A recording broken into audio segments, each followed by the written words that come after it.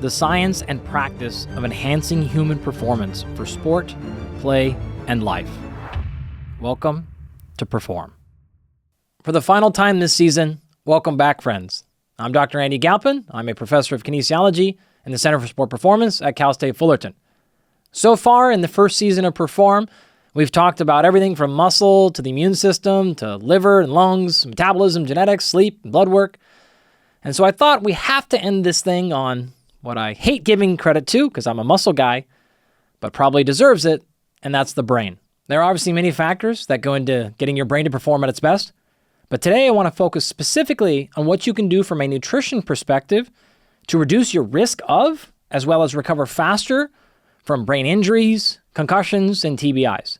I think it's worth reminding you, though, that if it's good for preventing and returning faster from a brain injury, it's probably safe to assume it's also good for brain performance as well as long-term health. Now, I'm particularly passionate about this subject, having dealt with it a lot personally. I've had a concussion or two myself, and I've spent much of my career working with athletes prone or at high risk of developing similar injuries. This includes football players, wrestlers, fighters, boxers, and so forth. That said, those are not the only people at risk of a brain injury. In fact, those things are quite common and not only in athletes. So I'm really excited about this topic because brain injuries are really common. They can be completely debilitating. And there's actually a lot of evidence that nutrition and supplementation can have a big effect in, again, both reducing your risk of getting one as well as coming back faster once they've happened. And so I really want to make sure everyone knows what their options are from a supplementation as well as whole food perspective on getting back and returning as fast as possible and minimizing the symptoms of brain injuries. Now, as I was saying, traumatic brain injuries, or what we'll refer to as TBIs, are really common. In fact, a lot of people in the field refer to them as the invisible disease because they don't come with a physical appearance. There's no cut, there's no bruise, or joint sticking the wrong way, bone poking out of the skin. And so these things can happen and you don't necessarily know that an injury occurred. Other problems include the fact that the symptoms that are associated with a TBI or concussion are really similar to those generally associated with aging. So you talk about memory recall issues, mood, sleep, and other things that people don't necessarily know are because of an injury, and they may think it's just due to normal aging. In fact, we'll get into this a lot as the episode progresses, but a lot of the research on brain health with aging, Alzheimer's, dementia, and other related topics come from the same data sets that we work on for TBIs and concussions, and the inverse. So there's a huge overlap or Venn diagram between the types of research, the study design, the actual papers themselves, the interventions, the models, whether we're talking about data from humans or animals and rats and ferrets and things like that. There's a large overlap between these two bases. They're different, of course, and we'll try to highlight those. But these are some of the reasons why I want to get in today's episode, even if you're not an athlete, because many of you are still at risk of getting a TBI. In fact, the vast majority of concussions and TBIs do not come from sports. They come from accidental slips and falls and other problems like that. In addition, they're still going to tell us a lot of indirect information about overall healthy brain aging. So the goal here will be to reduce our risk, of course, but if it does occur, to minimize the symptoms and return back to a healthy brain as fast as possible. Now, before we go too much further, I'd like to take a quick break and thank our sponsors because they make this show possible. Not only are they on this list because they offer great products and services, but because I actually personally love them and use them myself. Today's episode is brought to you by LMNT. LMNT is an electrolyte drink mix that has an ideal ratio of sodium, potassium, and magnesium, but has no sugar. Electrolytes are critical to proper hydration, which I've been harping on for years, but you can't do that by only drinking water. In fact, many of you will probably remember that I featured LMNT in my YouTube series on optimizing hydration all the way back in 2020, which is obviously long before this podcast even existed. So I've been a fan of LMNT for a long time. In fact, astute listeners will also realize these hydration videos were the genesis of the Galpin hydration equation, named not by me, but by the legendary neuroscientist Dr. Andrew Huberman. I featured LMNT in these videos because their blend of 1,000 milligrams of sodium, 200 milligrams of potassium, and 60 milligrams magnesium really is different than any other electrolyte on the market and has great scientific support. I personally use the citrus and watermelon flavors a ton to prehydrate before heading out on a full day of training or a long hike or a hunt, since I know I'll be losing a bunch of fluids and won't have many opportunities to take things with me. LMNT has also just released a new line of canned sparkling LMNT, which I am all about. If you'd like to try LMNT, you can go to drinklmnt.com/perform to claim a free LMNT sample pack with the purchase of any LMNT drink mix. Again, that's drinklmnt.com/perform to claim a free sample pack. Today's episode is also brought to you by Continuum. Continuum is a membership-only wellness club designed to help high performers reach their fitness and performance goals. Continuum just opened its flagship club in Manhattan, quickly making it one of the most sought-after memberships in the city. Its location in Greenwich Village is incredible. In fact, it's stunning. It's a 25,000 square foot space with state-of-the-art equipment, a beautiful design, and everything you could possibly want in this unique mix of a gym, wellness center, and social club. Continuum members start with a thorough Olympic-grade assessment that results in a biometrically driven, AI-assisted wellness program that updates in real time and incorporates everything from personal training and physical therapy to hyperbaric and IV therapies. By bringing together true fitness experts, best-in-class technology, and proven wellness services and amenities, Continuum delivers the most comprehensive solution to performance. I've been involved with Continuum, working as their head of performance science, since their founding, and I've been incredibly impressed by what the team there has built. If you're interested in joining Continuum, their team has agreed to give a select number of you, the listeners here, a fully waived onboarding, which includes VO2 max testing, DEXA scans, blood panels, sleep analysis, and more, all at their fabulous New York City flagship location. To learn more, visit continuum.club/perform. Again, that's continuum with 2 U's, .club/perform. Now, before we get started on the details, I want to highlight a couple of things. First, remember, I have a PhD. I am a scientist. I've published in this area. In fact, I have recently submitted a literature review as a co-author, and we'll talk about that later. But I'm not a medical doctor. If you think you have any risk of, or potentially have had, or are suffering consequences from any type of brain-related injury, please see a medical professional in this area. Now, I want to focus this episode on nutrition and supplementation related to brain injury. But I also don't want anyone to think that I'm suggesting this is all you should do for your brain injury. I also don't want anyone to think that I'm suggesting this is enough to stop your chances of ever having a brain injury. So that being said, the landscape of the research and many of the scientists in this area are on the same page in the fact that there is emerging evidence that several micronutrients and what we'll call biological compounds really do have the ability to reduce the risk, I hesitate to say prevent, but can help prevent and treat brain injuries, concussions, TBIs, and related events. Now, over the course of today's show, I'm going to walk you through a bunch of different micronutrient and nutraceutical options you have. We'll cover the evidence, how much to take, the protocols, and so on and so forth. But before we do that, you have to actually understand a little bit of the terminology, because depending on what type of brain injury you have, you may want to take a different route with your nutrition. So getting going with that point, what is a brain injury? You've heard me now say concussion, TBI, brain health, and a bunch of different terms like that. What is actually the difference? In fact, do you even know the difference between a TBI and a concussion? It's been my experience that most people don't. And so we'll maybe just start right there. All right, so a brain injury can mean a lot of different things. Honest answer here, there's not that much research in humans in randomized control trials on what to do to prevent or reduce an injury. In fact, if you think about research design, that's really hard to do.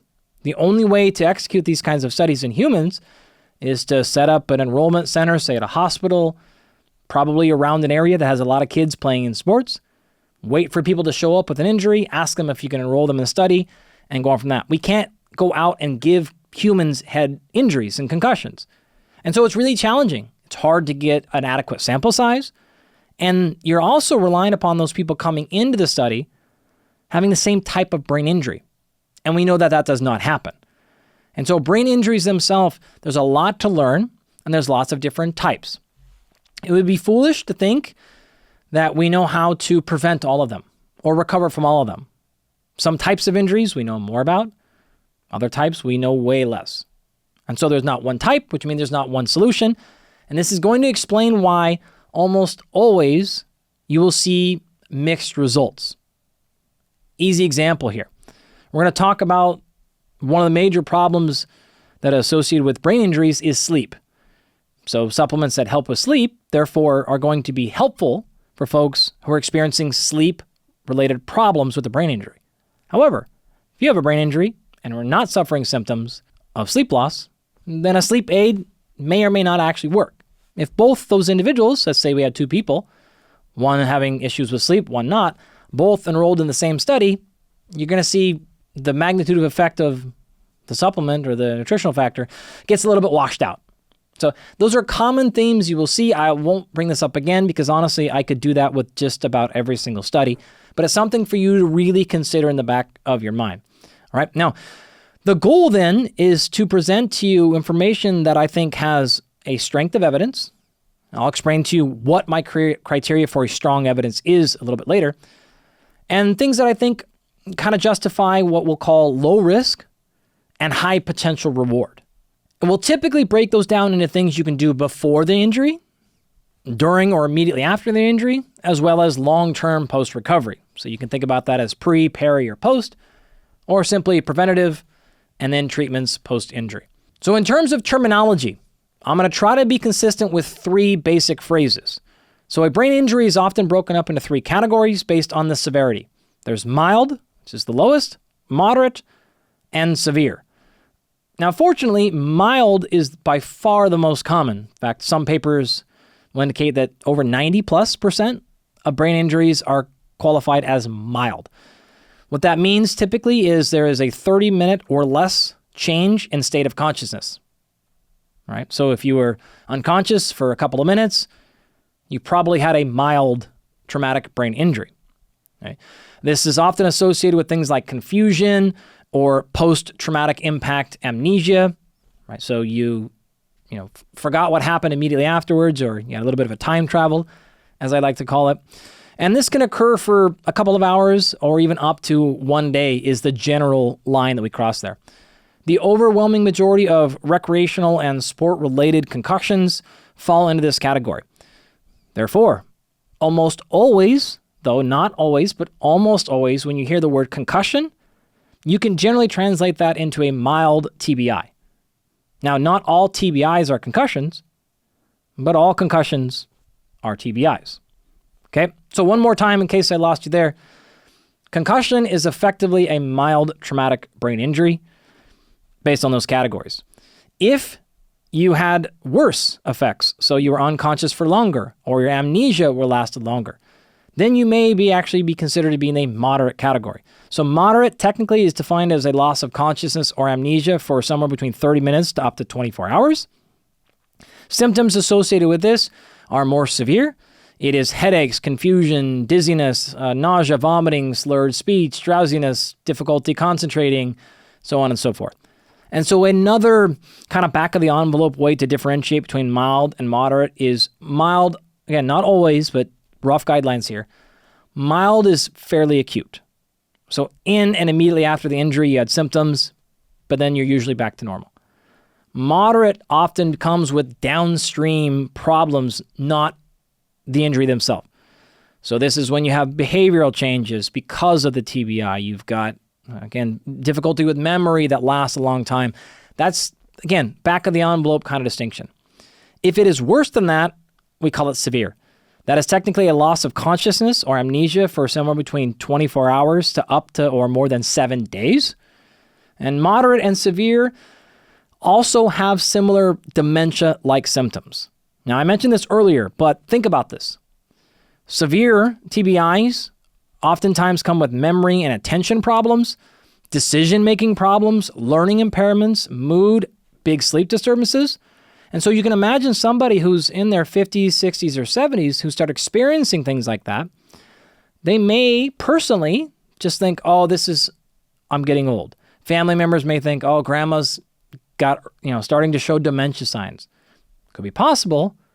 could also be possible that grandma's simply suffering from a severe TBI. And so this is what I was referring to earlier when I said there is actually a big crossover here. It's a bit of a gray area. They can actually be the same thing. They can clearly be different as well, but there is a large crossover between them. So hopefully that helps you understand a little bit about what the difference between a concussion and a TBI is, what a mild, moderate, and severe traumatic brain injury are. And I started sneaking in some of the physiology about at least what's the symptoms. What are the behavioral and actual consequences? That is important to understand because now that'll tell us what we do in terms of a treatment or prevention strategy. In order to finally connect that dot, though, we got to walk through just a touch. And I promise this will be just a touch of the physiology or pathophysiology of each one of these categories so we understand what we're trying to do with the nutrition or the micronutrient, why they solve those problems, and then ultimately how that translates into reduction or elimination of these symptoms. So what's actually happening in the brain when we experience any of these three levels of a brain injury? There's a couple of resources I want to give you if you want to learn more about this right now. I based a lot of this episode heavily off of these papers, so I want to give them their due credit. They will, of course, be linked, and PDFs will be available in the show notes. You can find those at performpodcast.com. But for those of you who want to write it down right now, a paper that I found particularly helpful came out just last year in 2023, and that is titled Optimization of Nutrition After Brain Injury, Mechanistic and Therapeutic Considerations. In addition to that, my friend and colleague Dan Garner has a product available for purchase on Amazon called the Brain Synergy Protocol, and I will talk about that a little bit later. And then finally, I honestly took the vast majority of this episode off of a paper that I co-authored, and that's, depending on when you're listening to this, either in review or potentially published by now, called Mitigating Traumatic Brain Injury, a Narrative Review of Supplementation and Dietary Protocols. This was led by Tommy Wood, the fantastic neuroscientist at the University of Washington, and was first authored by Federica Conti, another tremendous neuroscientist in her own right.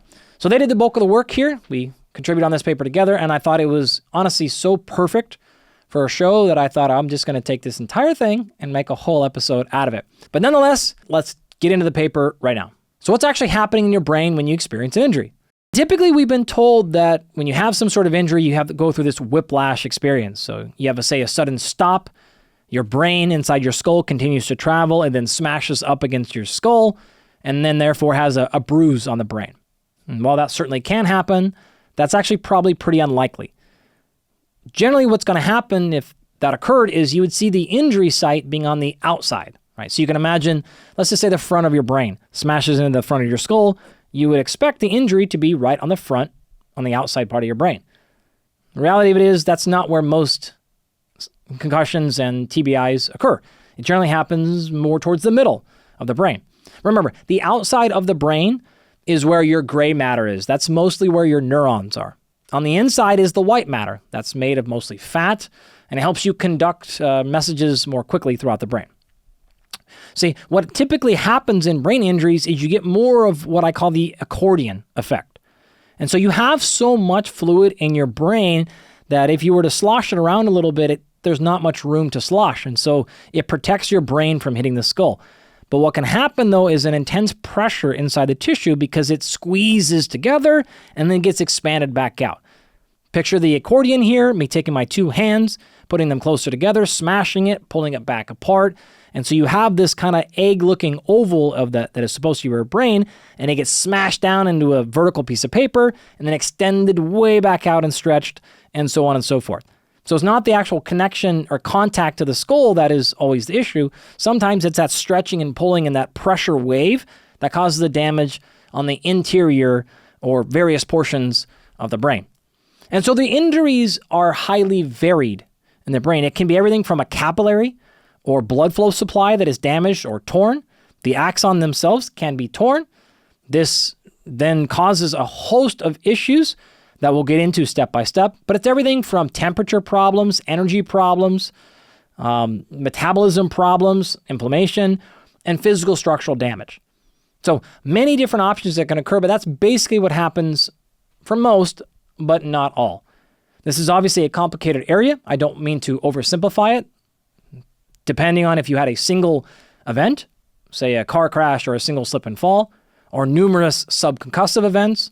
Think of blast injuries in folks in the military, small impacts with combat athletes or other people in professions that kind of bang their head a little bit, don't necessarily get huge symptoms, but they have a lot of these stack over time. All of it results in different problems. I'm just trying to highlight a small example of what it can look like as a quick overview. That being said, there are some generalities and commonalities between different forms of TBIs, and I'll just cover them broadly right now. The top of our list here is what's called comprised excitotoxicity.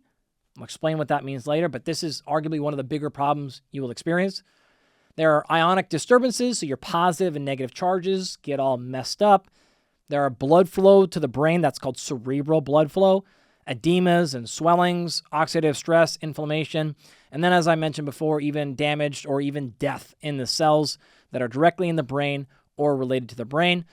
That can actually be going on acutely for weeks or even months to decades throughout life. So I can't go over all of this. It would take me the entire show, if not many. But I do want to cover a couple of very specific examples so you can start to grasp what this could look like. The first one is just if you've had capillaries burst.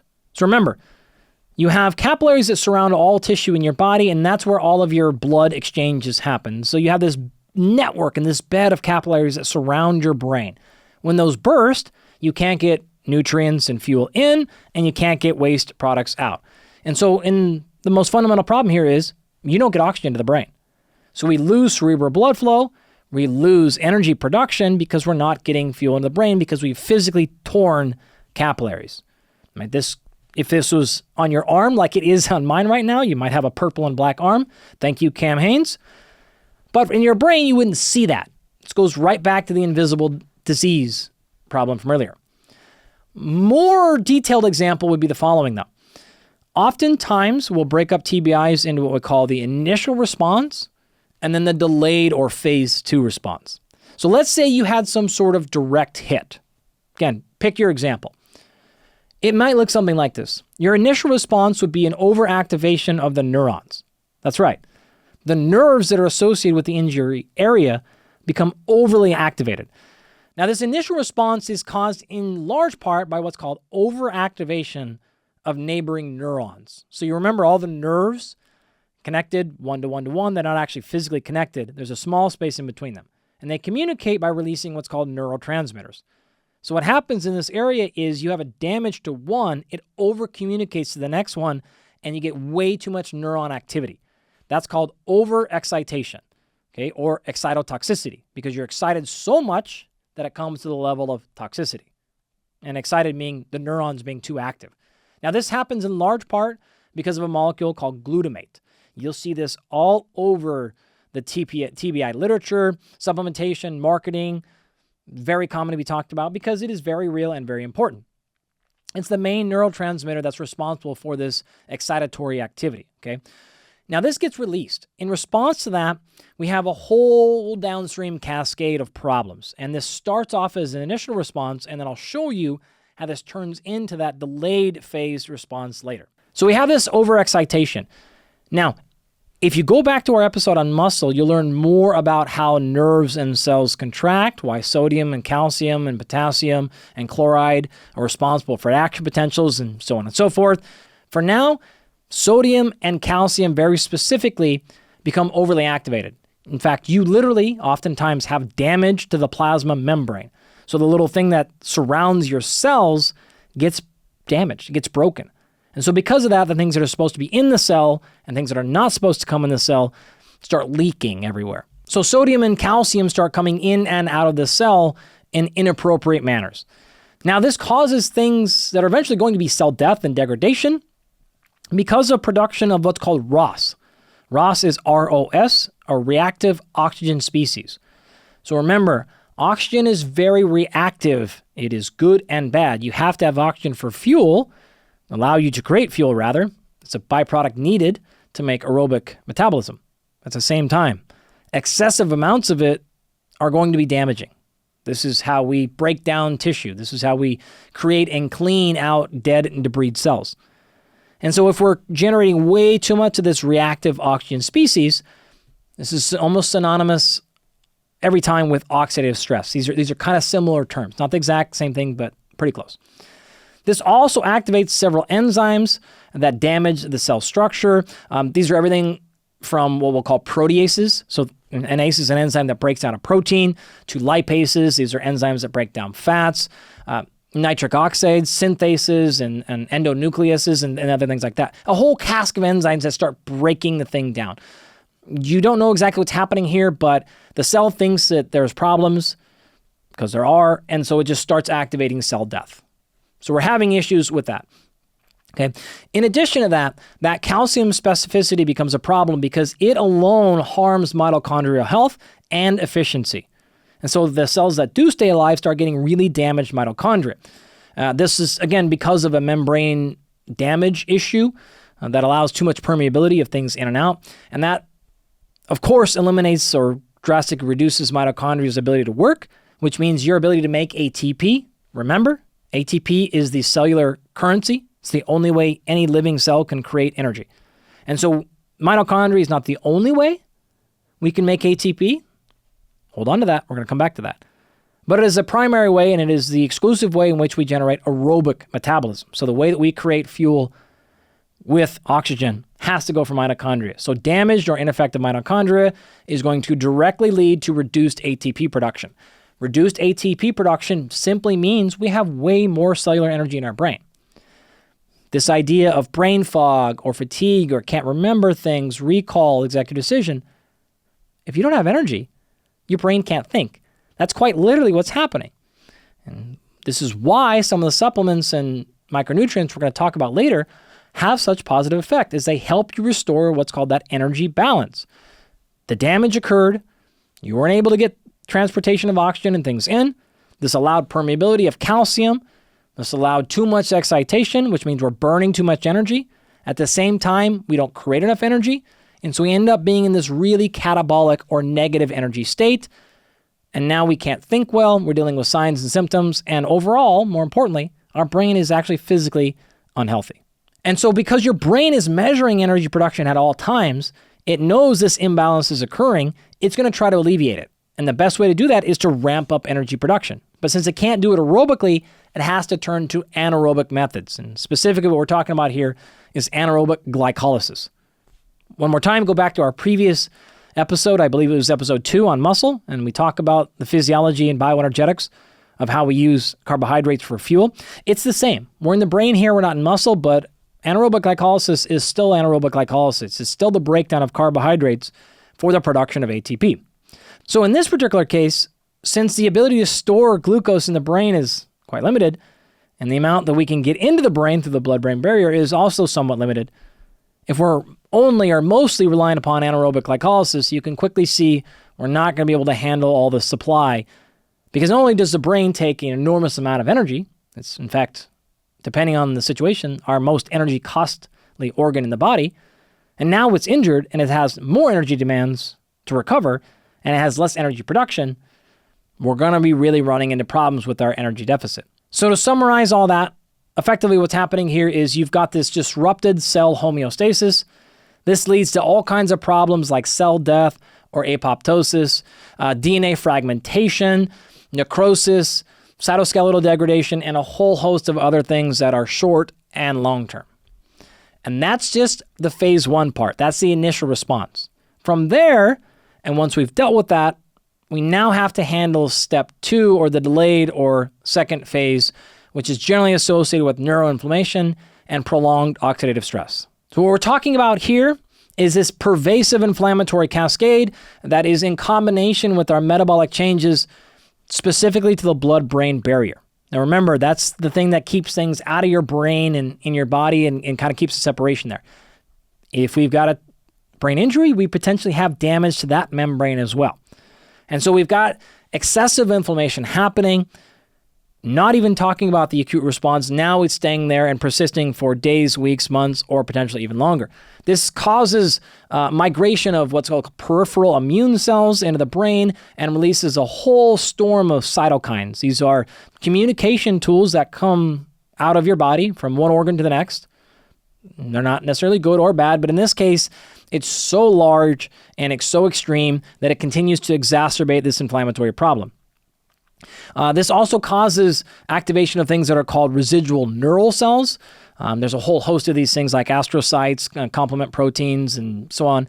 These things release reactive oxidative species. They release that glutamate again, and they release those cytokines. And so you can see how this circle just sort of perpetuates itself. It's not always a bad response, but in this particular case, since there's been so much structural damage, one more time, the cycle just continues. This is going to really harm the brain's healing. It's going to facilitate formation of what are called membrane attack complexes. You could just hear from that term. That's probably not a good thing. Again, we're trying to clean out the damage, but it's going to come with a lot of problems. This is going to create, like, very specifically, pores in the membranes of the target cells, which means those are going to often die. Now, in the case of like a skeletal muscle from exercise, this is okay. It's pretty easy to repair.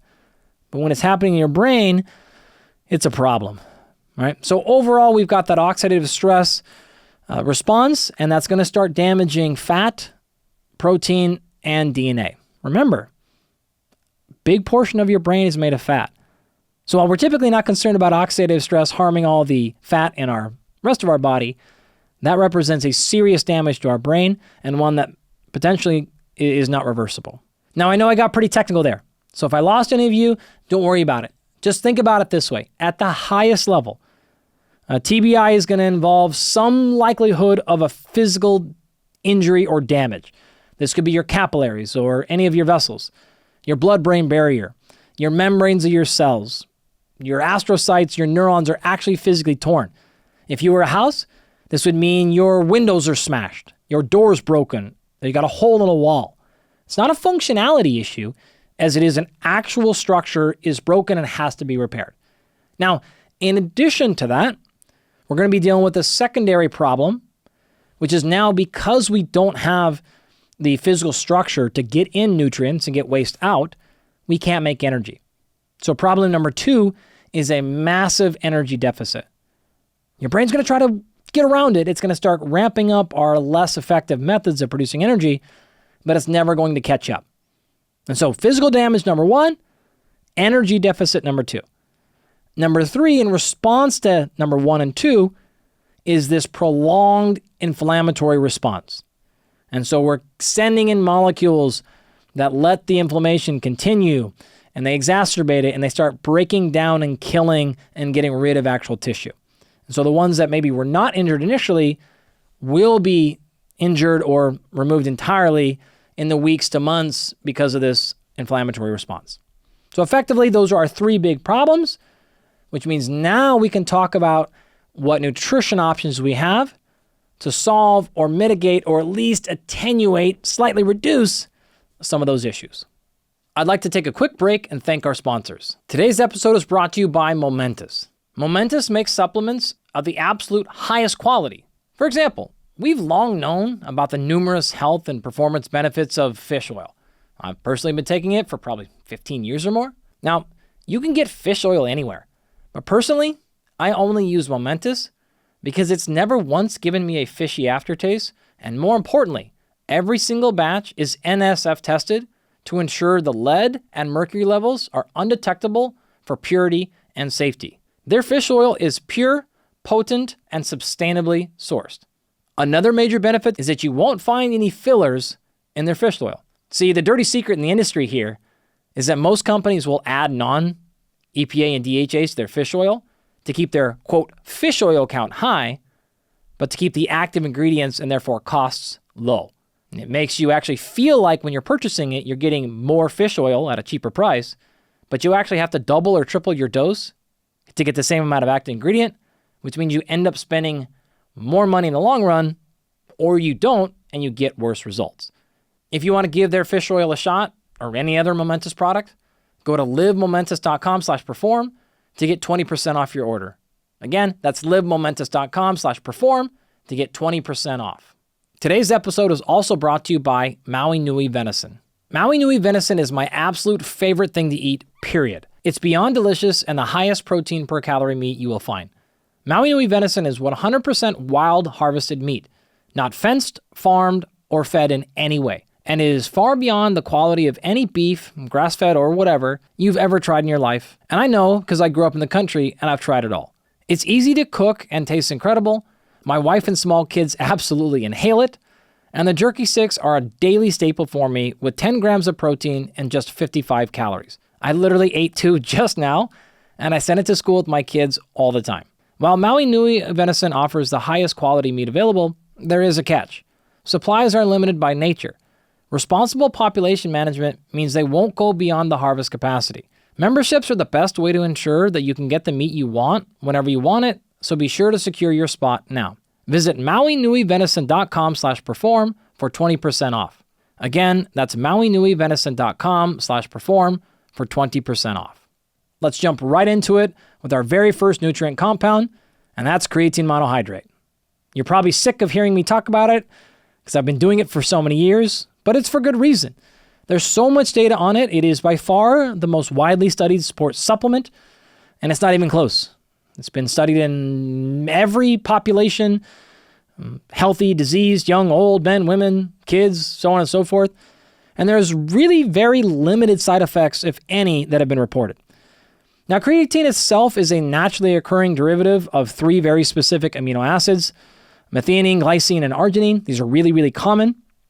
Creatine itself, I typically have talked about how it's stored in muscle and used as a great fuel source. But many people don't realize it's actually also stored in your liver, testes, and brain. The last one, of course, is where we're going to pay our attention to today. Now, it's stored in the brain so that it can be used as a very quick fuel source. Your gears should be turning at this point. Remember, one of the primary issues we have with the TBI is that energy demand problem. And so it made a ton of sense to scientists very early on to say, okay, we know that we have energy issues. We know that the fastest way any of our tissues can make energy is through creatine monohydrate, and we know it's stored in the brain already. It makes sense to try that to both prevent or reduce the risk of and then treat brain injuries. So it's no surprise when we look at the research here on both TBI as well as aging and normal brain health research to find that creatine monohydrate often improves cognitive function in both brain injury and normal healthy aging folks. Now, it's not the world's most powerful nootropic, but it is effective and been shown again in many models and many studies across many laboratories. So because it's so effective at giving energy, especially in low oxygen situations, you'll see evidence across injury and TBI papers, but also just normal cognitive function in healthy individuals to see benefit, right? So creatine is effective in all of those populations, and the physiology, biochemistry make total sense. Now, specifically regarding TBIs and concussions, one of the things you want to pay attention to a lot is what's called the second impact syndrome. Many people have not heard of this, but this is the basic idea of repeated head blows cause more damage as time goes on. And so one of the things that's been shown with creatine is it is really effective for that second impact syndrome. More specifically, it's been shown that the repeated head blows cause more damage if the creatine is depleted prior to the additional impacts. Okay, so imagine you had one single impact. The more creatine depletion you have, the worse damage you get if you have a secondary impact. This is any athlete that's going to be in sparring or competitions where we're getting a lot of impacts. This is military or special forces or anything like that that is, again, is getting low impact repeated exposures or blasts. Okay, the more creatine depletion that happens, the worse the damage in your brain that occurs after the second or repeated impact. So right there, we can see that if you've had an injury, making sure your creatine stores are replenished as quickly as possible is really important if we're going to continue in that exposure. Now that's important because many people don't recognize or realize the first injury happened to begin with. Okay, most of them are underreported. Most don't realize it, hard to diagnose. And so prophylactically, it just maybe makes some sense to make sure that you're taking care of business, not necessarily just when you have an injury, but if you even think you're at risk or in high-risk situations or prior to high-risk exposures or competitions. Right? Good example of this, there's a pretty famous study, I think it was in high school football players, high school or college, but nonetheless, football players, American football that is, that did indicate the creatine stores in their brain I think specifically in the motor and prefrontal cortex, reduced over the course of the season. Now, this is not a perfect study design, but you can see what this is alluding to. If you're in a situation, again, with repeated head impacts over the course of a season, the number of impacts, so in fact, maybe I'll back up quickly. In this particular study, what they did is they filmed the games. And so what they measured is for each individual player, how many head contacts they had. But there was an association between those players that had more head impacts, not even necessarily injuries, and the level of creatine reduction in the brain over the course of the season. So again, we're making some assumptions here, but I think it's fair to at least say it's plausible. The more impacts on your brain, the more creatine is reduced. Potentially, the higher risk you are for second impact syndrome injuries. Now, before we go any further with the creatine research, I need to do a quick pause and explain to you what I mean when I say strong evidence or weak evidence.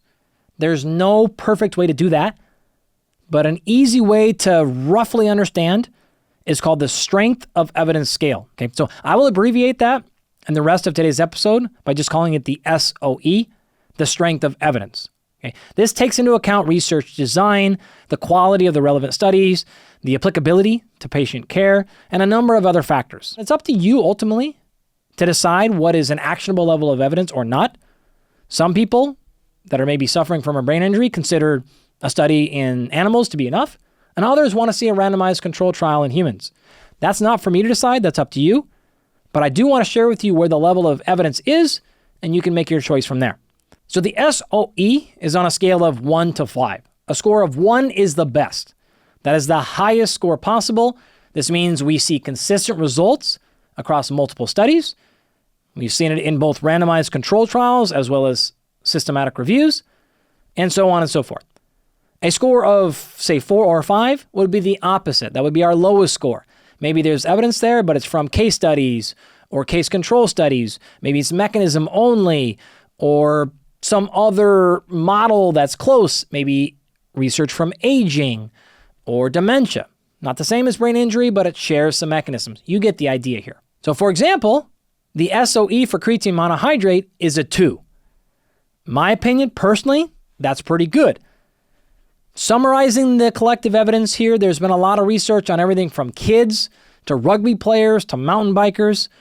And collectively, you're going to see it supports cognitive health.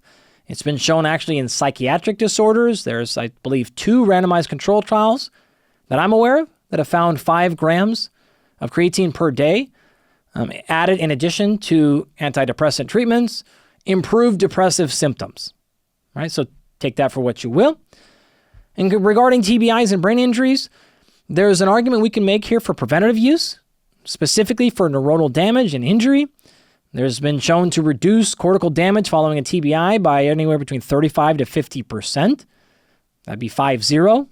Pretty substantial amount there. Should catch your attention. They don't know exactly how it works, but it's thought to prevent some of that mitochondrial dysfunction I was talking about a few minutes ago. It helps maintain the membrane health. Certainly has a role in fending off that downstream reactive oxygen species, ATP, calcium. So a lot of those things we just got done covering. That's why we covered them. Creatine probably has a role. Again, we need more information here, but likely has a role in either eliminating or at least drastically reducing some of those issues. And finally then, what you care more about is the downstream TBI effects have also been documented. What I mean here is sleep, cognition, and actual mood seem to be enhanced with the creatine. Furthermore, there's actually some studies that have specifically been done on kids. There's one I'm thinking of in detail here that was everything from 1 to 18-year-olds that had severe TBIs. In this particular paper, they gave them 0.4 grams per kilogram of body weight. If you do the math there, that ends up being a pretty standard dose, but appropriately it was done based on body size. You have 2-year-olds and 18-year-olds, so we can't give them all just 5 grams. So a relative dose was given to them within 4 hours post-injury and done so for 6 months. In that particular study, they found improvements in everything from amnesia to the length of stay in the ICU, improvements in communication, locomotion, and social skills. And more importantly, one of the things I loved most about this was the researchers were clear in the fact that the treatment provided costs significantly less than the standard treatment protocol. And this is something I felt was really important because I know supplements are not cheap, and many of you can't afford any cost whatsoever. But if you can, while creatine, I know I hear this all the time, has gotten more expensive in recent years, it's still likely far cheaper than a standard hospital protocol. So if you can possibly afford it, seems to be a pretty good option. Another thing I want to point out here, because it comes up all the time as well, in this study, again, remember, kids, 6 months of creatine, there were no signs of any kidney, liver, or heart side effects. So overall, we would deem creatine as a pretty strong chance of success in both the physiology as well as actual symptoms, with a very low likelihood of injury or adverse effects. For me personally, I wouldn't hesitate to give this to one of my kids if they have it. It's entirely up to you to make your choice. I'm not advocating you do anything you don't want to do or are uncomfortable with. I'm just letting you know, for me, when I look at the research, as a parent myself of 2 young kids, I would not hesitate at all to use this in my children. So how do you actually use creatine? Well, you have a couple of options. One, you can try to get this from whole foods, and I'll present to you exactly what that would mean in amounts. Or you can use the supplementation route. I guess a third option would be to use a combination of both.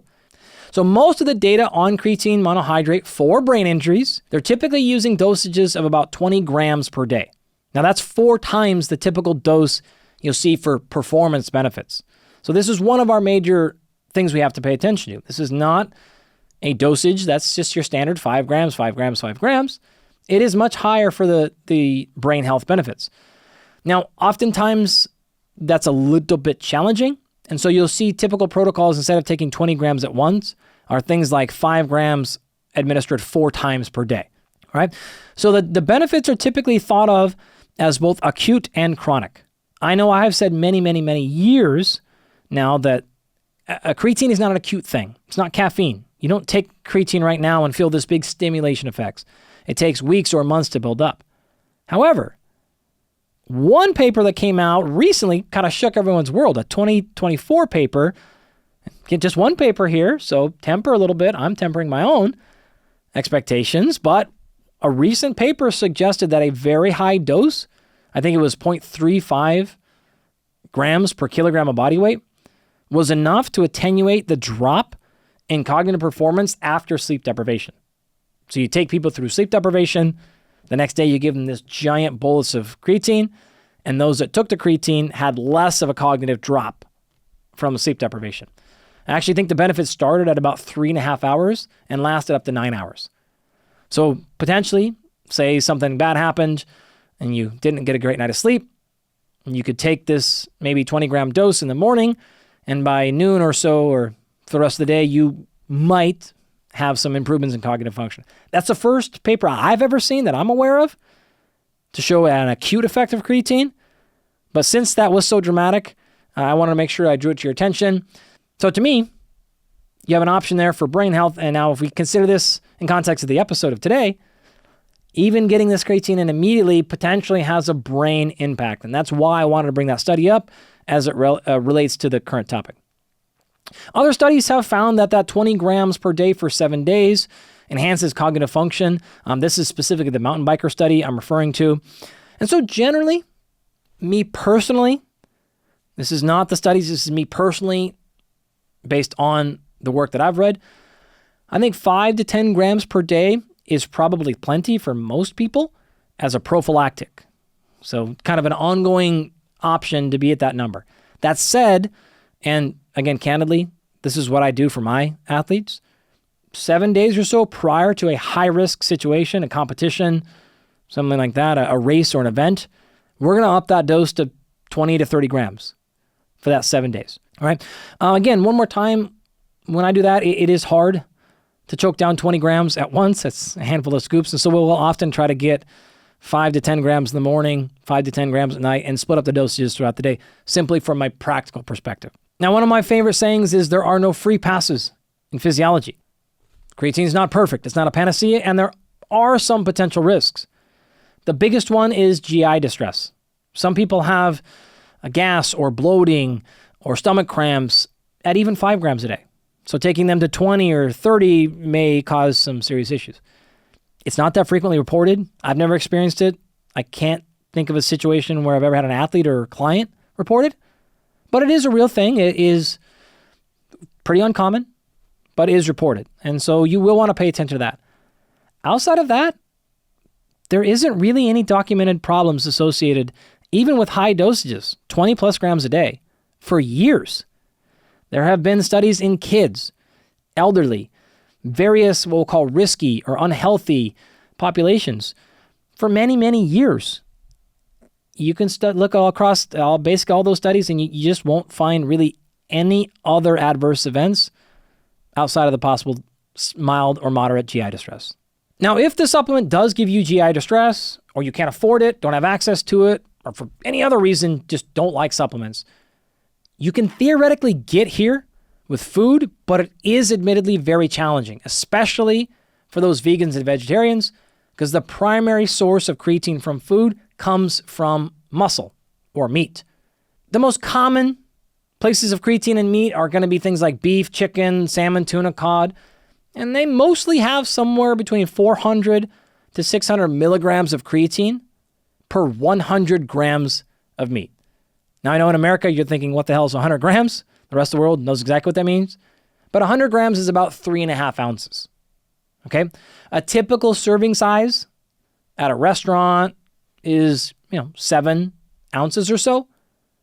And so you can kind of double it. In other words, beef specifically has 600 milligrams of creatine per 100 grams. But a typical serving is 200 grams, so you'd be getting 1,200 milligrams. 1,200 milligrams is also 1.2 grams. Okay? Now, the average American, at least, eats about 350 grams or 12 ounces of meat per day. So if you did some basic math there, which would mean you're at about 2,000 milligrams or 2 grams of creatine per day. So while it is possible theoretically to get all your creatine from food, it's honestly quite challenging. So supplementation just might be the better option in this case. I'd like to take a quick break and thank our sponsors. Today's episode is brought to you by AG1.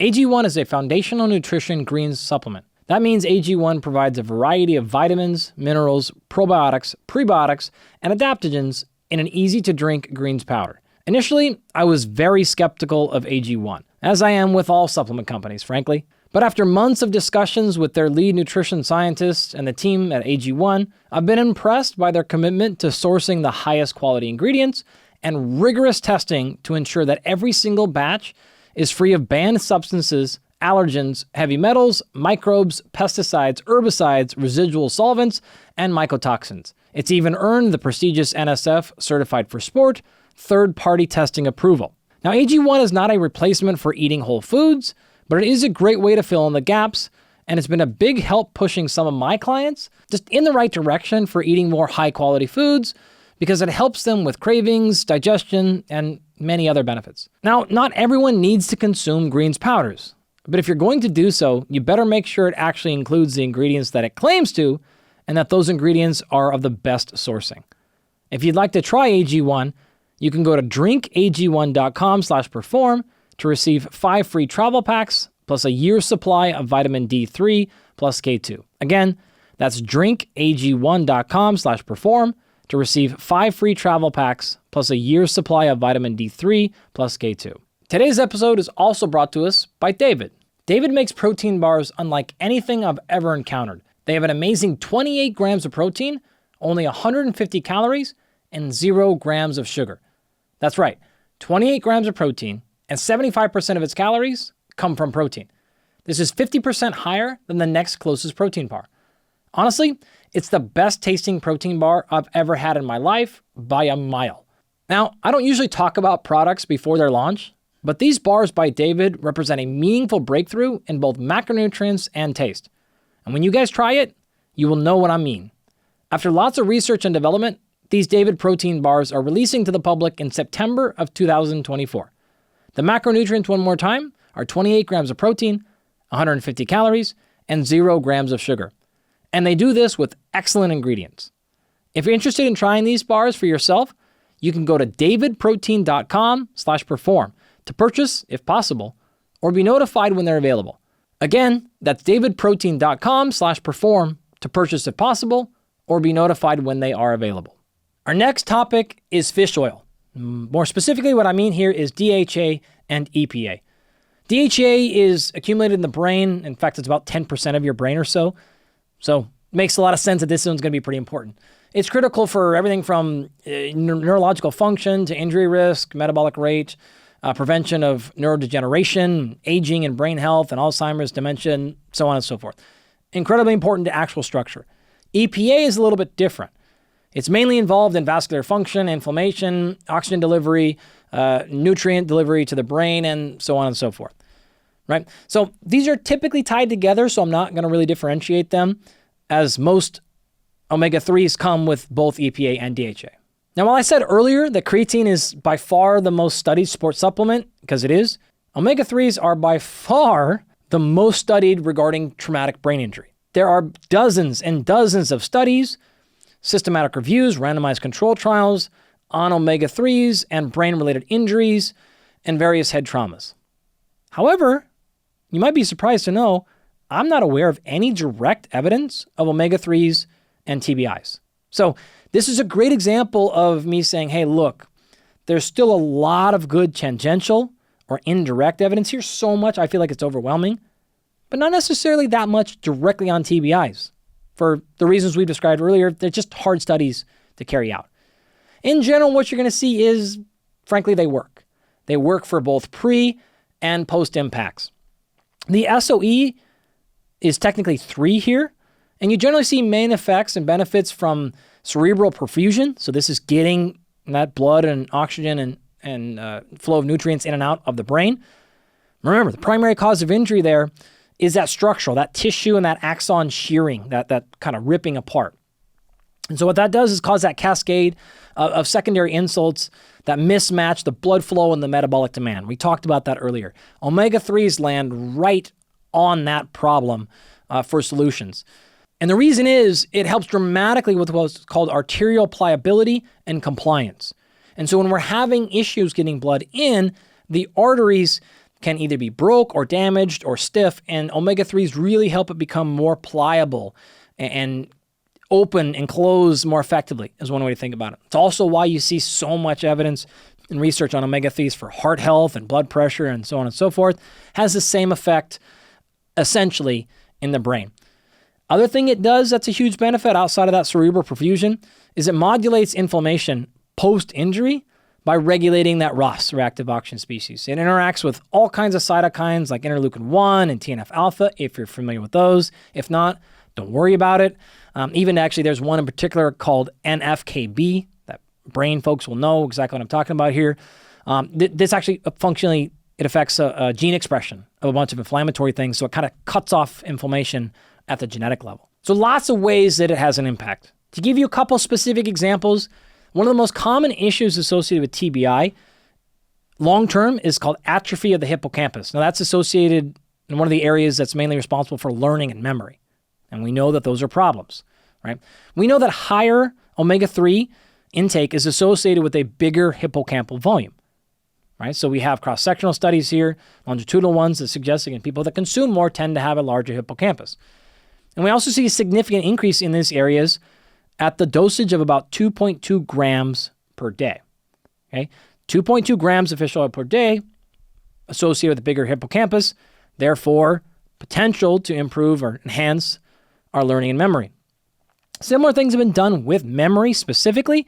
In fact, one study looked at, I think it was a combination of 900 milligrams of EPA plus 260 milligrams of DHA, and that resulted in greater accuracy and speed of recall tasks, so mental recall, memory. EPA in general is often really associated with cognitive function, and the DHA is associated with axonal injuries. It works on a thing called neurofilament light, or NFL, and that's actually been specifically shown in college football players, I believe, again, at that 2 grams per day dosage of DHA. And so in general, to get to the end here, the dosage for brain-related injuries is somewhere between 2 to 4 grams per day, though there's really little risk. The only adverse issue you're going to typically have here is potentially some loose stool. Again, there's not that much evidence of it, but if you consume a bunch of oil, that can kind of run through you a little bit. Probably not going to see much happen there very often. The timing of it doesn't matter that much. You would certainly want to be taking it before the injury as well as after the injury. And the timing of the day is honestly totally irrelevant. And so pretty easy, pretty fast one to go through, very effective. I personally, will be totally honest, I take a lot more than 4 grams for other benefits, but very fairly, the available evidence on not necessarily directly TBI RCTs, but the other associated areas of brain health and injury and damage pretty consistently show the effect happens at about 2 or so grams. And studies that have looked at higher dosages don't see any additional benefit. So I think it's very fair to say 2 grams a day or so is the effective dose, and more than that may not give you additional benefit. What's that look like from food? Another example where vegans and vegetarians really should honestly strongly consider supplementation here. We're going to get fish oil from fish, pretty obviously, right? Salmon, herring, sardines, mackerels, trout are generally the most highest concentration ones. Salmon being the most obvious example, that's got about 2 grams of fish oil per 100 grams of cooked meat. Again, that'd be 3.5 ounces or so, which is not an outrageous dosage at all. Unfortunately, the standard American diet is typically about 100 milligrams of omega-3s per day, and we need you to get to 2, right? So you're going to have to up your ante. It's totally possible, but most people just don't do enough of it. This is a really important one to go after. I know I just covered information, but I want to also highlight the fact that you can check.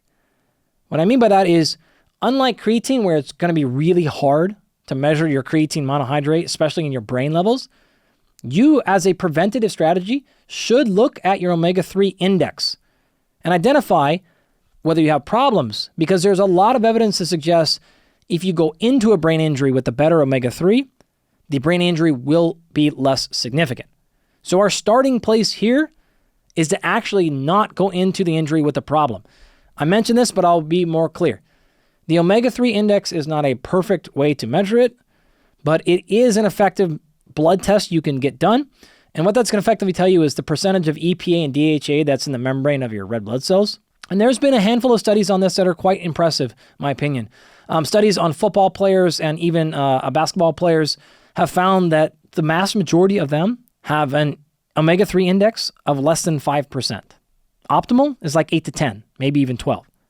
The overwhelming majority of these athletes are less than 5. In fact, I think the studies I'm thinking of right now, the two kind of combined, basically none of the athletes had higher than 7%.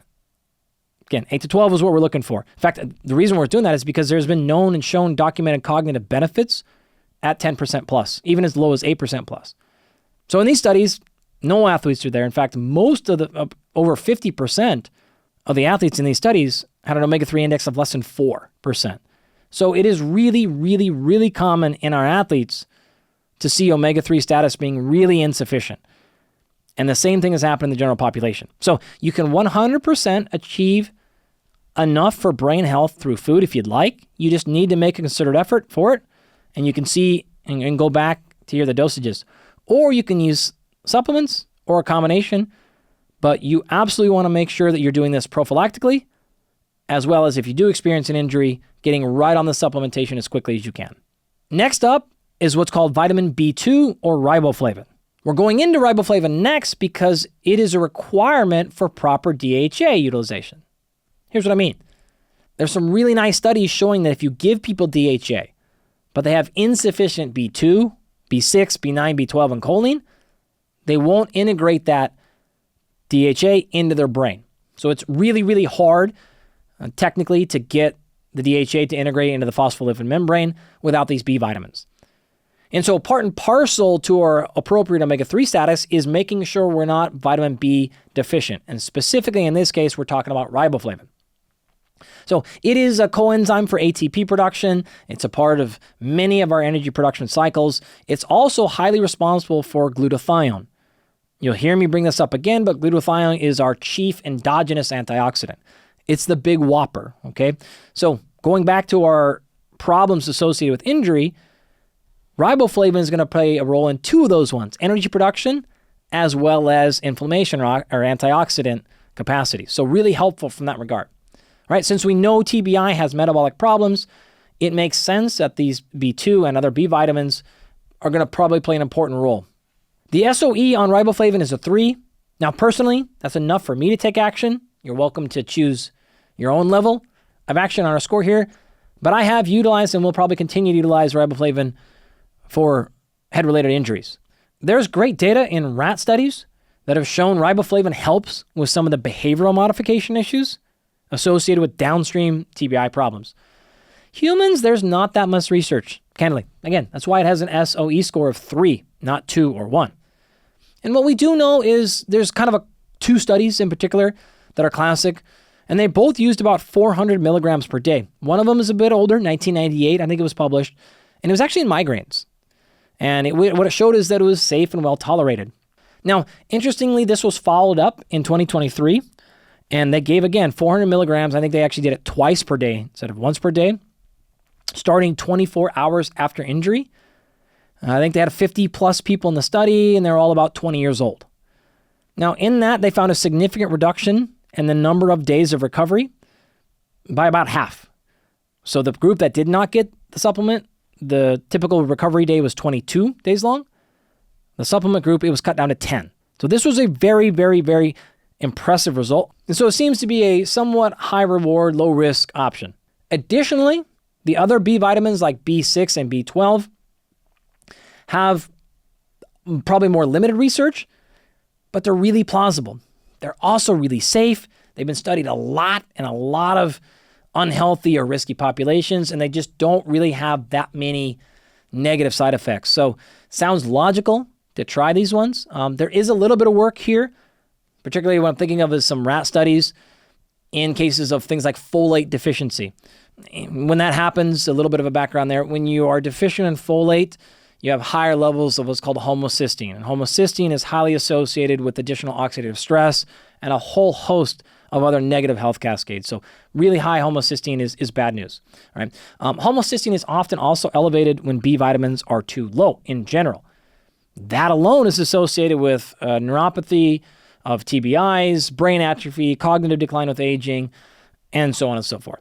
And so the clinical trials that have been done in this area where they combine these B vitamins and omega-3s have been shown to reduce homocysteine, and that has then also been associated with a reduction in cognitive decline. So if you can, pay attention to all those B vitamins, try to get them as high as reasonable, or at least not in those danger areas. Take a look at homocysteine and pay attention to that. And if you do that, that will give those omega-3s a better chance to work more effectively, and you should be in a better spot. So what's riboflavin look like in terms of supplementation and food? One more time, the dosages that have been studied for migraines and headaches and brain health and things like that are 400 milligrams per day. One of the studies did that dosage once per day. Another did it twice per day. But those are really, really common. Now, you can look all over the internet and you will generally find every multivitamin has riboflavin, but it's not very much. So multivitamins are not going to be the place you can go to get enough B12 or B2 rather for this issue. You're going to have to go to companies that make B2 specifically. Okay? And in terms of timing, again, you want to take this after your brain injury, certainly, but the better option is just to make sure your B status is high enough prior to going in. Okay? But if you didn't do that or don't know, you'd want to take this post-injury. Time of day doesn't matter at all. Some people will feel a little bit of an energetic effect, so perhaps earlier in the morning. Others don't, but you might want to consider that.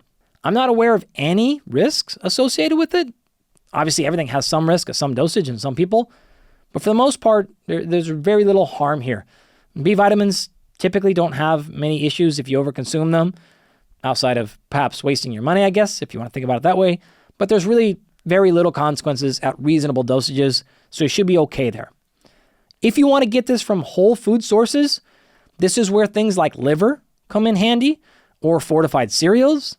Whey protein actually has a decent amount. Beef liver specifically has 3.4 milligrams of riboflavin per 100 grams. Whey protein is about half that. I think it's about 2, actually. So it's not a terrible source. So you can run the math very similar to how we just did it before. I won't drag you through it again. But if we have to eat something like 15 times-ish the amount of the serving size I just listed to get to that 400 milligrams per day, that's, going to be a pound and a half. Sorry, a kilo or a kilo and a half of beef liver per day. So again, theoretically possible, but just pretty unlikely or pretty unrealistic for most people to get these at this dosage through just food. Now remember, these are not daily amounts you have to take. We're talking about the dosages specifically for a brain injury. And so it's actually not that crazy to think you're taking it if you've experienced something like this. It's not something that you need to do every day your entire life. Next on our list is choline. Now this has a handful of functions. First, it's helpful in preserving that blood-brain barrier because it wards off membrane breakdown. It's critical to that cell membrane, so it has a handful of effects there. The second big thing it does is it is the primary precursor to the neurotransmitter acetylcholine. You may remember that acetylcholine is the primary neurotransmitter. That's the signal, the molecular signal that goes from one neuron to the next that activates it. We talked about this in a little more detail in a previous episode on muscle, so you can go back to that to learn more. But the third thing it does, it is a precursor to that important antioxidant glutathione. So a handful of functions here, both structural, damage, cellular communication and activation, as well as antioxidant. We also know from a lot of research in the area of brain aging, dementia, Alzheimer's, and so forth, that higher dietary intake of choline is strongly associated with decreases in several biomarkers that are associated with that Alzheimer's, dementia, and other risk factors. So from a dietary perspective, from a molecular and mechanistic perspective, it's starting to line up as a pretty important molecule for both TBI as well as long-term brain health. To summarize the collective evidence, it is well tolerated and safe. It's plausibly helpful, like I just described. And there's even some minor benefits in both physiological and cognitive domains following head trauma. The most common form of choline in the research is what's called acetylcholine or CDP choline, as you'll see it sometimes. And it's been tested in multiple TBI randomized controlled trials. In fact, a recent meta-analysis indicated that there's about a 20% likelihood of success or effectiveness with acetylcholine for TBI treatment. So it's not perfect, but 20% is pretty good, in my opinion. Getting into the research just a little bit further, there's a handful of animal and human studies that are worth talking about at a very high level. The animal research looked at 100 milligrams per kilogram of body weight per day, and I'm bringing up those numbers intentionally. I want to put some context behind that, honestly, because I've just heard people misinterpret this paper a lot. So 100 milligrams per kilogram per day immediately after an injury, which resulted in significant improvements in what's called spatial memory performance. Now, you can't simply equate body weight here to humans. You'll get an absurd number that won't make sense. It doesn't actually work that way for details we don't want to talk about now. But what this would equate to is something like 60 to 70 milligrams per kilogram in humans. And that is high. It's about 3 to 5 times the dosages used in human research. But it's not impossible either. So I do want to acknowledge that those numbers are, again, high, but it's not completely crazy either. In fact, some of the studies at 250 milligrams helped with the blood-brain barrier breakdown and edema, were largely reduced in those trials and also had benefits in hippocampal neuronal death for the 7 days following injury. So pretty good mechanisms from the rat studies. In terms of the human, you will see that the studies are mixed, okay? 1 gram per day for 30 days has been found to, in at least mild TBI, to produce statistically significant improvements in recognition memory, which is obviously an important downstream behavioral problem that's associated with TBIs. And that study was actually repeated about 20 years after the initial one. And they used a pretty similar protocol design and found actually no difference in TBI symptoms. I think it was headaches, sleepiness, dizziness, and concentration and things like that. However, what's really important to note here is in this study, the majority of the participants had really minor TBIs, meaning their cholinergic pathways were probably not affected. This is a classic case of something I warned out at the beginning or earlier in our conversation. If you're not actually giving a supplement or taking a food that the mechanism of effect is not the mechanism of injury, well, then you shouldn't expect a benefit. So I think this is really a case of that. I actually do feel like the strength of the evidence for choline is okay and reasonable, but that 2023 follow-up study to me is not an indication that the original study was flawed or didn't work, but simply you had mild injuries that didn't result in damage to that pathway, so the supplement provided very limited or mixed benefits. In addition, I know of 2 meta-analyses that reported generally positive benefits here, regardless of TBI severity. So that's some more information of positive benefit. And the probably landmark study in this area came out fairly recently. It was called the COBRIT study. I think it stands for like Acetylcholine Brain Injury Treatment Trial. You know how scientists always like to make these acronyms for our big studies. Again, honestly, I feel like this is being misinterpreted, in my opinion. And so I want to touch on this just really briefly. But in that, they found no evidence of benefit for cognitive function or cognitive status 90 days post-injury with 2 grams a day of acetylcholine. Now, a lot of people have used that to say, hey, we told you it doesn't work, and that's fine. People can interpret how they will. My personal opinion on this study, though, is that it's highly flawed. And I'm saying that because in it, they considered adherence to be 75%, meaning if the people in the study took their acetylcholine 75% of the time, they were considered to be adherent. Only 44% of their participants met that 75% mark. 40% were considered to be non-adherent, so that means they took it less than 75%, and the rest, they don't even know. So for me, it's hard to suggest that it didn't work when the vast majority of people didn't actually take it most of the time, and those that did was still only 75% of the time.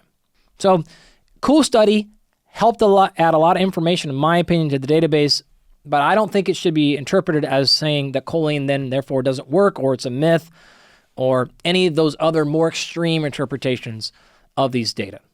More directly, for the context of our show today, been done on football players where brain choline, specifically in the primary motor cortex, is known to diminish across the season, similar to what we saw earlier with creatine. Probably as a result of those continuous head impacts, so it couldn't be inferred directly from this study, but pretty easy to make a guess that's likely scenario. And this actually may contribute to that second impact syndrome and accumulation of damage. So similar idea here as creatine, to me, pretty strong case. So based on the different study designs, mixed results, and other limitations, the SOE for choline lands at a 3. So what are we looking at in terms of food and supplements? Well, first of all, you're not going to find choline supplements on their own very commonly. It's almost always going to be in the form of what's called alpha GPC, or in the more direct version of phosphatidylcholine. Now, alpha GPC is immediately metabolized into phosphatidylcholine, or PC, once you orally ingest it. So you can think of these as similar products. Many companies make either PC straight or alpha GPC, or have a little bit built into oftentimes like B complexes. Dosages are usually a little bit lower, 20 to 30 milligrams. If you're getting the alpha GPC directly, Momentous, of course, the sponsor for the show, as well as other companies, generally will make dosages 300 to 400 milligrams per serving. So you need to take 3 or so of those to get to this dosage level. But you will find that fairly commonly. Okay, now in terms of timing, you probably want to take something like 500 milligrams per day as a daily dosage prophylactically. However, if you've had a direct head injury, this might be the time to ramp up to 1 to 2 grams. These generally do have a nootropic effect, and so you would want to take these earlier in the day, so you certainly don't have any problems cognitively or with sleep later on. In terms of food, if you need to get up to that 1 to 2 grams after an acute injury, you're probably going to want to use supplementation. But it's quite easy to get to that 500, that baseline prophylactic dosage, straight out of food. A couple of eggs and some turkey will almost always get you right there. The most common places to get choline in food are meat, poultry, fish, eggs, dairy, beans, cruciferous vegetables. Beef liver, for example, has around 400 milligrams per 100 grams of liver. Eggs, it's about 150 milligrams per egg. And so you can actually see, all right, 3 or 4 eggs in a day gets you really close to that 500 number. Most people, a couple of eggs, a little bit of serving meat, you're going to be right there throughout the day, which again will put you in a pretty good spot. The average person, though, doesn't get enough choline.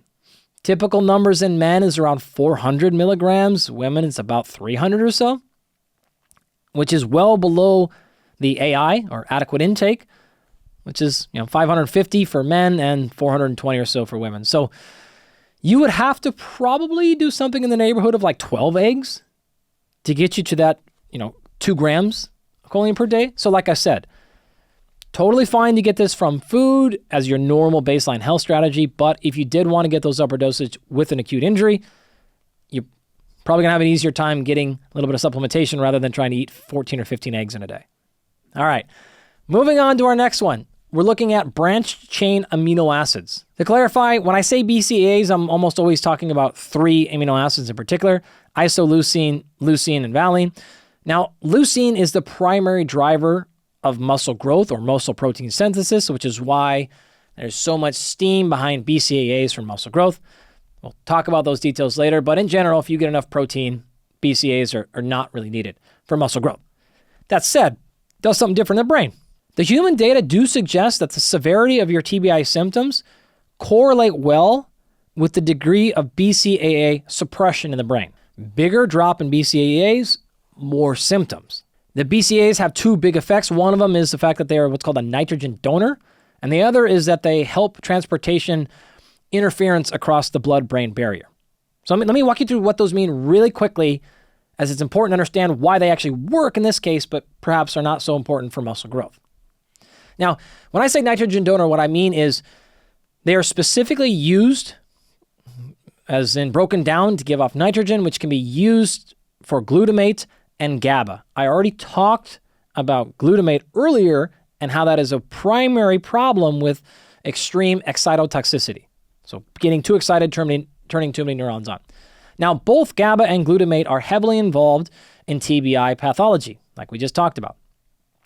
From the transporter perspective, when you eat protein, the amount, or says as food or a supplement, the amount of BCAAs in your blood goes up. Makes sense. Put a bunch of proteins in your stomach, they get broken down into amino acids. Amino acids in your blood go up. If you ate a complete protein, that will come with a bunch of BCAAs. The amount of those go up in your blood. Now, as the BCAA concentration goes up, 2 molecules called tryptophan and tyrosine, they happen to share the same transporters to get through the blood-brain barrier. So if you have this big rise in BCAAs in your blood, the BCAAs will block up those transporters, which means the uptake of tyrosine and tryptophan are blocked. So they're not going to get across the blood-brain barrier, not going to get in the brain. Okay, so the amount actually in your brain of TNT, tyrosine and tryptophan, go down. What that does is cause problems with things like serotonin, because TNT act as precursors for serotonin, which of course is then a precursor for melatonin and various catecholamines, right? So this could be contributing to the TBI-induced sleep problems. And so you can see the basic logic there. The current evidence does suggest that actually sleep is not compromised with BCAAs, but actually even potentially improved.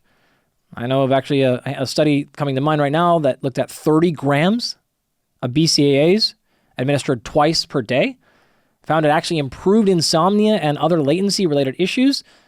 This study, I think it was in veterans with chronic TBI. And so we know some about the mechanisms that I just outlined, has a potential to be influencing some of our sleep-related problems, and it seems to be causing a positive and beneficial effect for sleep, which is a huge concern and one of the biggest symptoms associated with the brain injury. The SOE on BCAAs is surprisingly a 2. Remember, 1 is best, 5 is worst on the scoring. So the data are actually pretty strong here. It is pretty clear that it works, as much as we can define work. There is extensive evidence in post-impact for both mild and severe TBIs. The benefits range from cognitive deficits, so reductions in cognitive deficits, to what I just described, some of these sleep-wake abnormalities, with the main effects probably being correction of that excitotoxicity issue and some of the GABA and other glutamate problems that we have just described. Probably the most famous study in this area is called the HIT-HEADS trial. I believe this came out in 2024, actually, so pretty recent. It was a pilot randomized controlled trial. They had, I think, like 10 to 35-year-olds in there, so teens, preteens, all the way up to normal age. And they followed them for 3 weeks or 21 days post-injury. And this was really cool. They had, I think, 5 arms in this study. So some of the participants just got a placebo. And then they broke up the rest of the intervention by dosage. So they got 15 grams a day, 30 grams, 45, or even 54. I'm not sure why it was only 55. But they wanted to see, is there an effect at all compared to placebo? And if there is, what's the optimal dosage? And they gave them 5 different dosages, from low dose to more moderate to pretty high, and scaled all the way up. And one of the things that they found was a pretty clear dose response, such that the most improvements were found in that 54 grams per day, decreased symptoms of concussions, faster and better return to baseline. There were not benefits actually in what was called processing speed. So that had been shown in some of the earlier studies we talked about, but they didn't find that here for whatever reason. But they had all those other benefits. One more time, highlights the fact that not every supplement, not every food, not every nutrient fixes every problem. Okay, so benefits here in the concussion symptoms, but not necessarily the processing speed. But the effects, one more time, were dose dependent. And one more time, like we keep bringing up, there was no adverse effects reported. The data that we currently have suggests up to 55 or 54 grams per day, more specifically, is a dosage. You would want to make sure you're at that higher dosage past injury. You can be at a much smaller one. Just honestly, make sure your protein intake is high enough. You can use whatever number you like. We've talked many times, though. I personally like 1 gram of protein per pound of body weight. If you're at that, you're probably getting enough BCAAs at baseline, and then we would go to only this higher dose post-brain injury. To break this down food-wise, BCAAs, it's protein. It's dairy products, it's meat and poultry. Most meat's going to be 3 to 4 grams of BCAAs per 100 grams of serving. And so, similar math that we've done before, okay? This is going to result in you having to have like 40 or 50 ounces of meat per day. Not something you need baseline, but in these small cases, again, I don't want you to feel like I'm pushing you to supplements, but it is just significantly easier here for small times and for specific scenarios of a brain injury to go to supplementation here. Our next micronutrient is magnesium. Oh my goodness, could I go on and on and on about the physiological benefits of magnesium? It is involved in well over 600 reactions in your body, from cell signaling, vascular function, ATP production, protein synthesis, neuroplasticity, learning, memory, and I could basically think of anything that happens in your body, and magnesium's central to that. I don't have to draw this out then. It's pretty easy for you to assume this is going to be an important role in your brain pre and post injury. We also have very strong data if you are deficient in magnesium. You have associations with a host of comorbidities, health conditions, type 2 diabetes, metabolic syndrome, hypertension, headaches is another common one, migraines, heart disease, so on and so forth. We know that it probably inhibits receptors that are directly targets of antidepressants as well, and is a strong contributor to that brain excitotoxicity after injury. So you do not want to be deficient in magnesium. You can read almost anything in the sports performance realm, and you will see magnesium as a top tier supplementation. It is really robust and a strong line of evidence and recommended by, again, many people in this field. But surprisingly, the SOE is only 3 here. There's a well-documented drop in magnesium, especially in your central neurons after a TBI, and the extent of that drop is associated with the severity of the injury and the level of behavioral disturbances. So not only the injury, but your symptoms as well. Animal and human research here from the animals, it's associated with edema, brain and blood concentrations, calcium problems like we talked about earlier. These are going to result in those behavioral modifications, memory, cognitive function, spatial and working memory, and so on and so forth. From the actual human stuff, a couple of studies that are worth drawing attention to here. One looked at acute TBIs in kids and saw a significant reduction in post-concussion severity scores 48 hours after the injury when they used 400 milligrams of magnesium twice per day. Now, another study used a similar design and didn't find a benefit, but this was actually using magnesium from an IV for 5 days. Now, no one really actually knows why this one trial worked and the other one didn't. The obvious thought is maybe there's something that happens when you ingest it through your stomach that aids in digestion or makes it more bioavailable, but when you took it from the IV, it didn't. To me, that's honestly not a great answer, but I don't have any other reason to think that that happened. So really, honestly, to summarize here, it is very, very safe. It's very little harm. It has so many other health and performance-related benefits. There's so many health consequences that are associated with magnesium deficiency. It helps with symptoms and behaviors that are hallmarks of TBI, like we've talked about. So I know the SOE is technically 3, but personally, it's about as high on the list as I could think one supplement could be. The dosages we described, one more time, 400 milligrams per day. The timing doesn't matter. You'll want to have some in there pre as well as post-injury, and you could take it at any point in the day. Now, depending on the type or form that you use, you might want to take it later in the evening. Some people report, and depending on the type, magnesium helps you fall asleep. I personally feel no effect at all, but most people do. I still then take my magnesium at night just in case. There's all kinds of forms. You've heard of magnesium threonate at this point, bisglycinate, malate, and right now, I don't know of any compelling evidence to suggest one of those forms is any better than another. Obviously, magnesium threonate has become more popular recently, and that may turn out to be more effective. It may not. I'm not sure. There's just not enough data for us to have an answer at this point. And so you can take whatever form sits best with you. The obvious risks associated with magnesium are the GI distress. Bisglycinate, malate, threonate are generally pretty well handled, and so you shouldn't have too many issues with it. If you want to get it strictly from food, you're looking now at things like pumpkin seeds, chia seeds, almonds, and spinach. Typically, I think pumpkin seeds are about the highest. You'll find they've got around 200 milligrams of magnesium per 100 grams roasted. Again, you can do some math there and realize, all right, that's at least 200 grams of roasted pumpkin seeds I'd have to get to my 400 milligrams, which is honestly quite a lot. Not impossible. Some people eat tons of almonds and spinach and things like that, especially vegetarians and vegans, but it is quite a bit. Given how cheap, effective, and easy to handle, and how many other things are benefited with magnesium as a supplement, we use it pretty commonly. Our final food item to discuss is what's called anthocyanins. Now, these come almost always from blueberries, so henceforward I'll call these blueberry anthos. That's how I refer to it. Now, these are phytochemicals in the flavonoid family. There's over 700 known anthomolecules, and we're honestly basically just learning about this stuff.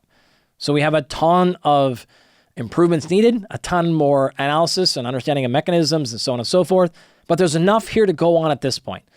We know that anthos are involved in cardiovascular disease, metabolic syndrome, type 2 diabetes, cancers, vision, skin health, inflammation, neurodegenerative disorders, and probably 50 more things.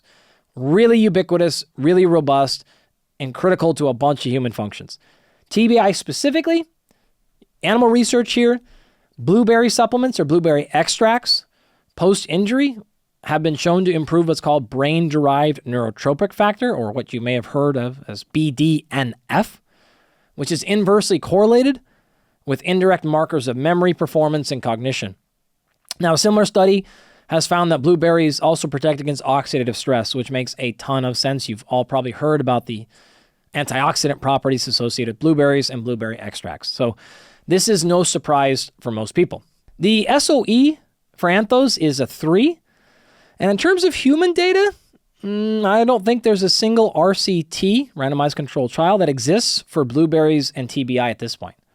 That said, there have been studies, many RCTs, some in fact that are range from developmental to aging to clinical populations on brain health. And so this is a classic example of where we can infer some things from general brain health over to TBI at a pretty low risk, high reward possibility. The collective evidence indicates that it does help with attention, memory, executive function. There's a lot of evidence. Specifically, we use a handful of papers that have been done looking at blueberries prior to golf and enhancing brain performance in sport context. So there's a lot out there. We know it works, but we also know we're missing a lot of the details because of what I just described earlier. It's pretty new. A couple of examples. One study in kids in particular looked at 15 or 30 grams of freeze-dried wild blueberries and saw significant improvements in cognitive function in a dose-dependent fashion. More blueberries, the better. Other work has been done in older adults, looking at things like 100 milligrams blueberry extracts and seeing better episodic memory performance, reduced cardiovascular disease, and so on and so forth. So what this would look like from a whole food source, to get something like 500 milligrams of the anthos, you need 100 grams of blueberries, which is, I think a cup has 150. So I'll translate that for you a little bit. You have a cup of blueberries and you're probably hitting your numbers. It's really that easy. I would actually say that of all the things we've discussed so far today, this is the easiest one to get out of straight food. You will be hard-pressed to find a program that ever comes out of myself, our Rapid Health and Performance Company, or any other one that I'm associated with that doesn't have a cup of blueberries in it. And it's for these reasons and many more. So it's a pretty easy number to hit, pretty consistent, and has a lot of benefits, right?